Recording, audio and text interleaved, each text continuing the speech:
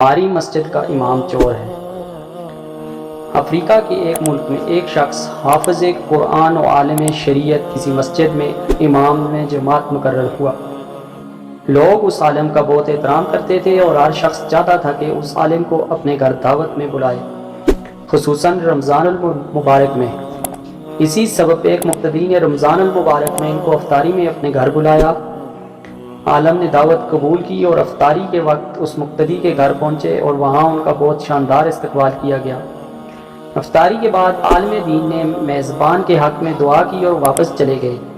مقتدی کی زوجہ نے عالم کے جانے کے بعد مہمان خانے کی صفائی ستھرائی کی تو اسے یاد آیا کہ اس نے کچھ رقم مہمان خانے میں رکھی تھی، لیکن بہت تلاش کے باوجود وہ رقم اس عورت کو نہیں ملی، اور اس نے اپنے شوہر سے پوچھا کہ کیا تم نے وہ رقم لی ہے؟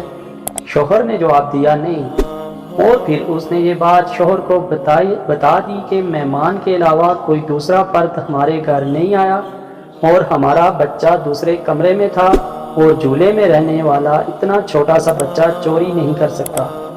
بالآخر دونوں اس نتیجے پر پہنچے کہ رقم مہمان نے چوری کی ہے، اور یہ سوچتے ہوئے میزبان کے غم و غصے کی انتہا نہ رہی کہ ایسا کیسے ہو سکتا ہے کہ ہم نے اتنے عزت و احترام کے ساتھ اپنے گھر بلایا اور انہوں نے یہ غلط کام کیا۔ اس شخص کو قوم کے لیے نمونہ عمل ہونا چاہیے تھا، نہ کہ چور ڈکیت۔ غم و غصے کے باوجود اس شخص نے حیا کے مارے اس بات کو چھپا لیا، لیکن درعین حال عالم دین سے دور رہنے لگا تاکہ سلام دعا نہ کرنی پڑے۔ اسی طرح سال گزر گیا اور پھر رمضان المبارک آ گیا، اور لوگ پھر اسی خاص محبت اور جوش و خروش کے ساتھ عالم دین کو اپنے گھروں میں افطاری کے لیے بلانے لگے۔ اس شخص نے اپنی زوجہ سے کہا، ہمیں کیا کرنا چاہیے، مولانا صاحب کو گھر بلائیں یا نہیں؟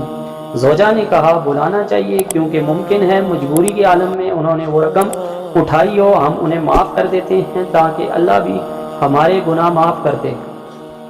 اور پھر اس شخص نے مولانا صاحب کو اسی عزت و احترام کے ساتھ اپنے گھر افطاری پر بلایا، اور جب افطار وغیرہ سے فارغ ہو گئے تو میزبان نے مہمان سے کہا، جناب آپ متوجہ ہوں گے کہ سال بھر سے آپ کے ساتھ میرا رویہ بدل گیا ہے۔ عالم نے جواب دیا، ہاں، لیکن مصروفیت کی وجہ سے میں تم سے اس کی وجہ معلوم نہ کر سکا۔ میزبان نے کہا، قبلہ میرا ایک سوال ہے اور مجھے امید ہے آپ اس کا واضح جواب دیں گے۔ پچھلے سال رمضان المبارک میں میری زوجہ نے مہمان خانے میں کچھ رقم رکھی تھی اور پھر وہ رقم اٹھانا بھول گئی، اور آپ کے جانے کے بعد ڈھونڈنے کے باوجود وہ رقم ہمیں نہیں ملی، کیا رقم آپ نے لی تھی؟ عالم دین نے کہا، ہاں میں نے لی تھی۔ میزبان حیران و پریشان ہو گیا اور عالم نے اپنی بات جاری رکھتے ہوئے کہا، جب میں مہمان خانے سے جانے لگا تو میں نے دیکھا کہ کاؤنٹر پر پیسے رکھے ہوئے ہیں۔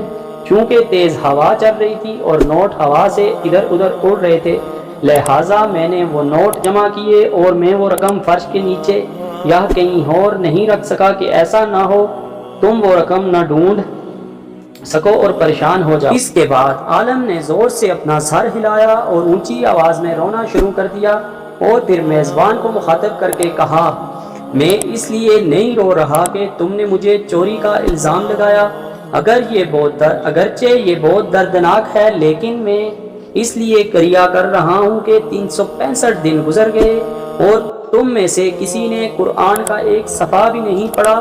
اگر تم قرآن کو ایک بار کھول کے دیکھ لیتے تو تمہیں رقم قرآن میں رکھی مل جاتی۔ یہ سن کر میزبان بہت تیزی سے اٹھ کر قرآن مجید اٹھا کر لایا اور جلدی سے کھولا، اور اس کی مکمل رقم قرآن میں رکھی نظر آ رہی تھی۔ تبصرہ یہ حال ہے بعض مسلمانوں کا کہ سال بھر میں بھی قرآن نہیں کھولتے اور اپنے آپ کو سچا اور حقیقی مسلمان سمجھتے ہیں۔